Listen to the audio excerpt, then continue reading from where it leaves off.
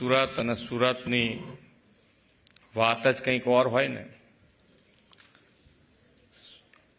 કારણ કે બોમ્બેથી નજીક આવી ગયું છે ને, એટલે કોઈ બી ફેસિલિટી કેવી રીતે રહેણી કરણી, એક વસ્તુમાં બહુ મોટો ચેન્જ કરી દીધો છે. તમે બોમ્બેને પાછળ પાડી દીધું છે. સ્વચ્છતા તો સુરતની ગજબ કરી છે એમ. એટલે સ્વચ્છતામાં કોઈ તમારા માટે હવે જે ચેલેન્જ છે કે ફક્ત અને મેન્ટેન કરવા માટે કે ભાઈ હવે આ રહેવું જોઈએ સ્વચ્છ. આપણે નથી કહેતા કે ભાઈ આપણે ક્યાંય ફરવા બરવા ગયા હોય ને, ગમે તેટલો ધમાલી છોકરો હોય આપણો, એને 5 સ્ટારમાં લઈ જાવ તો એને ડિસિપ્લિન આવી જાય કે આરું કંઈક લોચો પડે તો આવી બને એવું લાગે છે. એટલે એવું તમારે દરરોજ રાખવું પડે તો પછી આપણા ત્યાં થોડા ધમાલી તો હોય ને પાછા, એ લોકો એ વિચારે.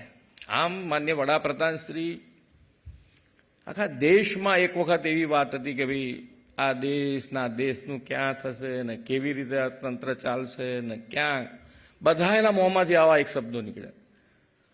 પણ આજે એક જ એવું નેતૃત્વ આપણને મળ્યું કે બધા પેરામીટર આપણા બદલી નાખીને આજે દેશને દુનિયામાં ગૌરવ અપાઈ દીધું. એટલે આ તાકાત છે. આપણે આમાં શું છે, ઘણી વખત આપણે જોઈએ તો ગાર્ડનમાં બેઠા હોઈએ તો ગાર્ડનમાં એક જણ બાજુમાં નાસ્તો કરતો હોય, બીજી બાજુ બીજો કરતો હોય, ત્રીજો કરતો હોય. એમાં જો એક જણ પડીકું મૂકીને જતો રહ્યો ને તો આપણને એમ થાય કે આપણે મૂકીને ચાલીએ. કહેવાનો મતલબ કે આપણે કોઈનું જોઈને ના શીખાય, જે સારું હોય શીખાય તો આપણે આગળ વધી શકીએ. એણે ના મૂક્યું તો કંઈ નહીં, એનું કદાચ આપણે ના ઉપડે જ કંઈ નહીં, પણ આપણે મૂકીને જવાનો વિચાર કેવી રીતે લઈ શકાય.